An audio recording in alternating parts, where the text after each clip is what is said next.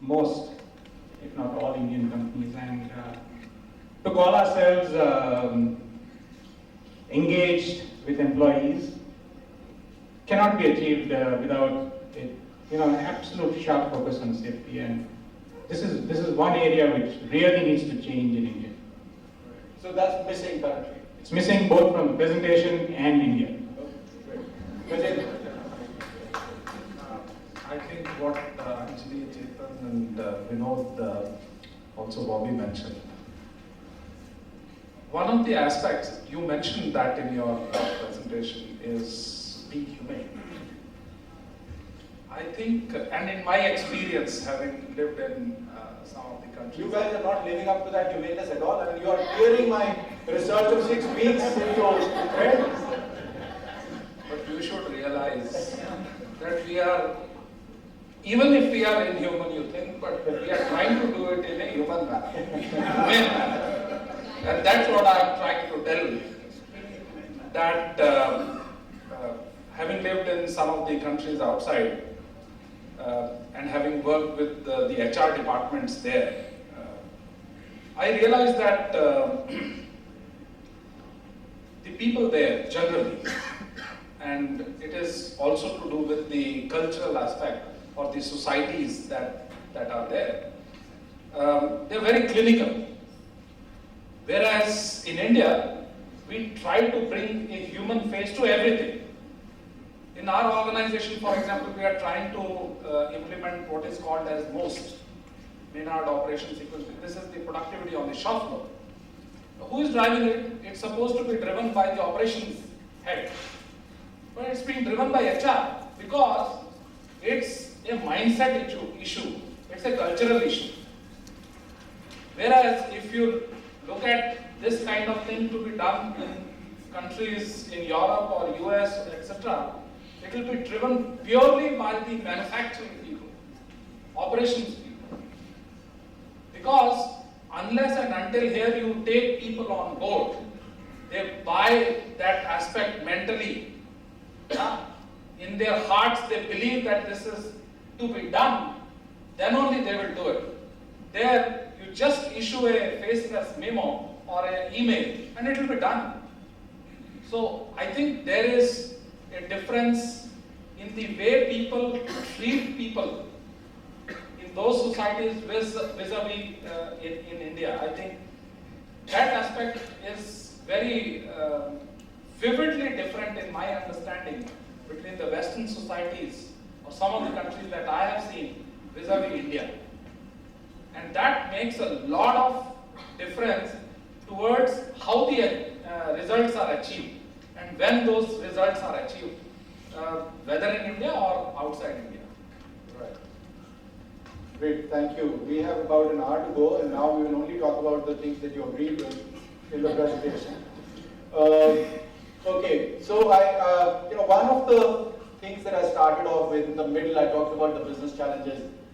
In your words, and I would open it up to anybody, what are the business challenges which are facing our corporate India today, and how are they shaping the Indian leaders? Anybody? Yeah. I would broadly divide the challenges into 3 dimensions or 3 perspectives. The first, of course, is what we talk about the most, the environment around us, the economic environment. And nowadays, the big favorite set of acronyms has become VUCA. You read it just about everywhere. Volatile, uncertain, complex, and ambiguous. And while this is something that's talked about at a global level, I think when you look at the Indian ecosystem, this becomes even more prominent or predominant. If you pick even one, so say ambiguity or uncertainty in another word, even when you step out, there is so much uncertainty. It's not like everybody is driving in the same set of lanes. So now you translate that into an economic environment and business, and it gets even more complex. So I would say one is on that dimension. The other is really from the customer's perspective. The demands are changing dramatically. There was a point in time when we all talked about competitive advantage, and nowadays nobody really talks about that one competitive advantage. You need to have many competitive advantages that you sell, which you finally, at an umbrella level, define as value add. So I don't think we any longer talk about competitive advantage. We did that in MBA way back in college, and now it's more about definitive advantage or value add. And the third perspective I think I'd put on the table is partnerships. So I saw in your slides, Ajay, you're talking about business growth, top line, bottom line, all of that being, big things that are on the minds of CEOs.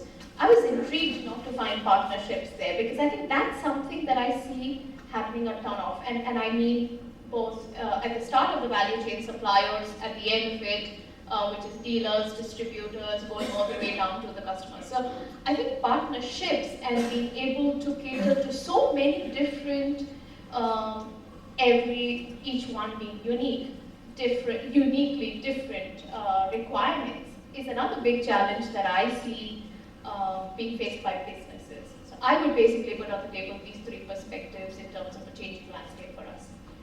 Perfect.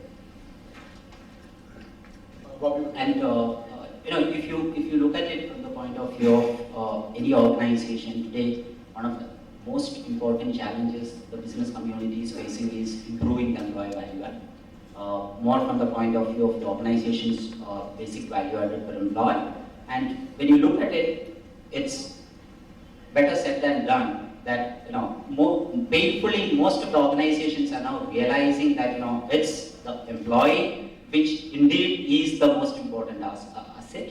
Till now, it used to remain in the balance sheets and some of the other records and reports, what we used to say. But the painful realization has really come in. That's why the fraternity which is sitting here, the HR fraternity, is getting so much of importance. But one specific area where there is a big challenge is with respect to having the right leadership.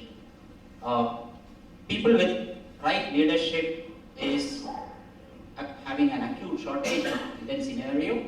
And if you speak to any of the CEOs, they will always talk to you. One of their major concerns is with respect to the managerial bandwidth which is existing in their own organization and how do they go about it. And the managers who are already there or the leaders who are already there is an extreme high level of expectation on them to be multifaceted leaders with the new generation, especially the Gen Y who have come into force. And this Gen Y's demand, who are extremely articulate, very clear on their responses.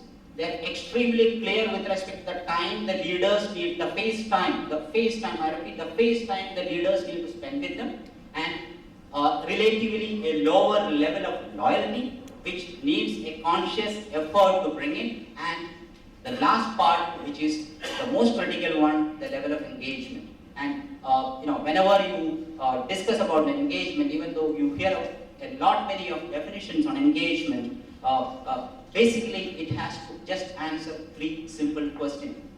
Any human being working or a professional working in any organization will have three questions. What do I get? First one. What do I give? Second one, do I belong? And if we are in a position to answer these three specific questions from an organization's engagement perspective, then the rest of the job is done. And it's extremely important for organizations in this competitive times to go back to basics, because turbulent times always, people say go back to basics and look at the culture and ensure the right culture and not focus much on business, because if you have the right culture, then the right business will naturally follow, because you will have the right kind of people. This is what I thought I should add. There's a book written on that, isn't it? Culture Eats Strategy for Breakfast. Yeah. Okay. Chetan, now do you like to go next? Okay. Looking at business challenges, we need to focus on the kind of context we live in India today. Because the context shapes many things. And it also throws up the challenges that exist in our midst. As a country, most of our GDP growth, and I would say even our GDP itself, is fueled by domestic consumption. So our Indian businesses live in a comfort zone of happily selling to Indian customers. And the biggest challenge from that external perspective, the global external perspective, is brand India itself. Brand India is actually a very big challenge that Indian businesses together need to think about, and I dare say this does not appear to be on the agenda of any collective body of business enterprises. Let me come to the next one, which is really a internal to India kind of a challenge. And this is about inclusive growth. The second big challenge that Indian businesses are facing today, and I would say will face even more in the coming years, is inclusive growth. How do we make our growth inclusive and make the benefits of our growth reach populations of India which have not yet seen any difference in their standards of living? I'd say the third, and this is my last, the third business challenge that we live with today is we are resource crunched. Indian business today is resource crunched to an extent where today we are unable to, as a society, invest in the development of a future generation of leaders. And the only statistic that I have to back this up with is the performance of young graduate students in seeking jobs. It has declined year after year, and the businesses and the companies feel happy that, look, we are not able to grow our business, so we will not recruit. A fair statement. But the long-term damage this will do to India and future leaders in India, and therefore our own companies, is huge. And we don't have any idea of the size of this problem yet. Okay. Vijay, I'd like to change the question a bit. We've, in this so far, three panelists, we've talked about the challenges. So the challenges were with regard to customer definitive advantage rather than competitive. We talked about partnerships and need for that. We can't do everything alone. We need partners. We talked about the right leadership and requirement and the managerial bandwidth. And then we talked about Generation Y. We talked about context, which is that it's primarily, it used to be domestic market, the Indian brand itself, which is a challenge. Inclusive growth has to be there. And then the resource crunch. Of course, the resource crunch reminds me of what Manoj Kohli of Bharti I heard once say, which is that our model of growth is low resources, high success. But we can discuss that some other time. So those are the challenges. So what do you think, how those challenges in past 5-6 years have shaped the kind of leadership you've seen emerge? Yeah, I think this is almost like what Chetan was also mentioning, that there are resources. It's not that the resources are not there. In any form, whether it is human resources, it is capital, it is technology or whatever. But I think it is more in the raw material form than in the form that it can be given the final finishes or finishing touch. And therefore what Chetan mentioned, that down the couple of years, we will have a question actually staring at us. What did you do then that there are no, or there are inadequate leaders today? And that question we will have to face just a few years down the line, because leadership is not only about the CEO, it's at multiple levels in the organization. Normally when we talk of leaders, we talk of only the CEO, but that's not the case. Unless and until the pipeline is built from entry level till the top level, and that pipeline is strong enough, I think we won't have the leaders at the top level very soon. That is one. Second, is that these people or leaders are not prepared or have not been prepared by the organizations because of the context of the past 15-20 years, that we are able to build leaders for tomorrow. We have not done that. Because what we see today is very different, or last 5-6 years that you asked this question, is very different from what it was, say, from early 90s when India opened up, prior to that, and till, say, 2005-6, when everything was going up only. And then the wild fluctuations started happening in the Indian economy. The leaders are not prepared to handle that kind of wild fluctuations. And therefore, what happens is, when the economy starts going up, everybody starts investing like mad. You start putting up plants, machineries, etc., and then it goes down, and then everything stops.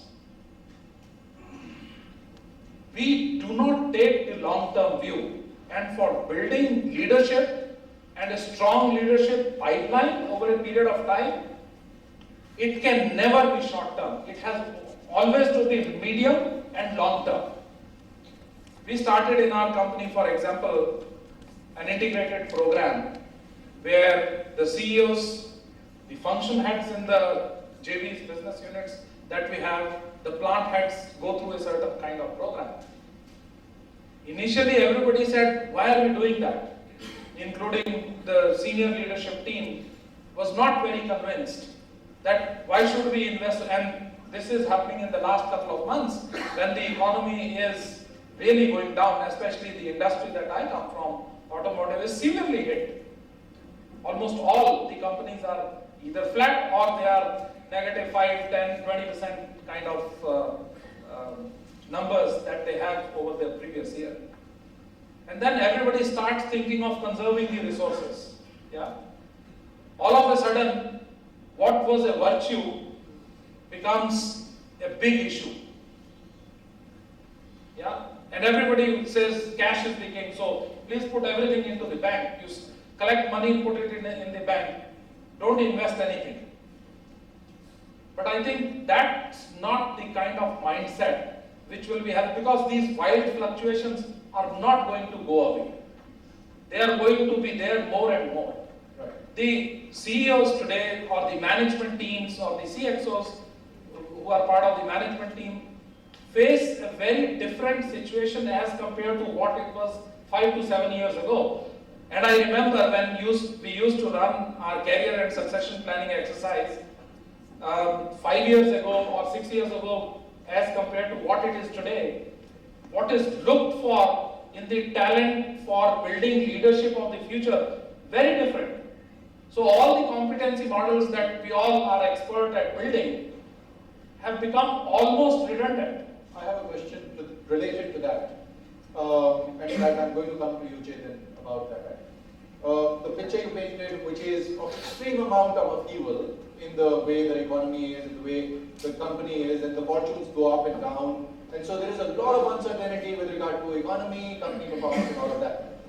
Now, if you had a free hand and you could, suggest as to what kind of, therefore, leaders you need to develop over the next 3 years who will be able to overcome those kind of challenges, what would be those characteristics of leaders of tomorrow for it? Such leaders would need to be connected even more strongly to the purpose of the enterprise.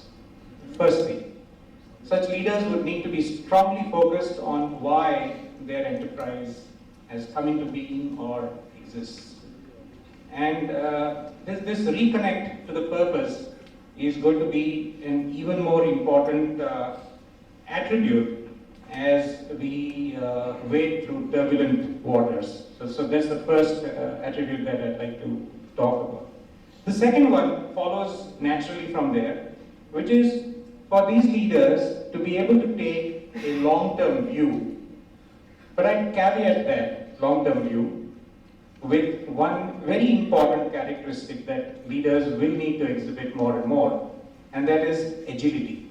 You know, leaders will need to be agile, much more agile than they have been in the past. You know, in the past we could get away with calling some of our leaders as having chauffeur-driven computers, which means that their secretaries used to use their computers.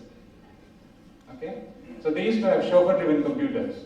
And such leaders will need to migrate from being, having chauffeur-driven computers to being very agile, adept, and learning technology as fast, if not faster, than the youngest recruits that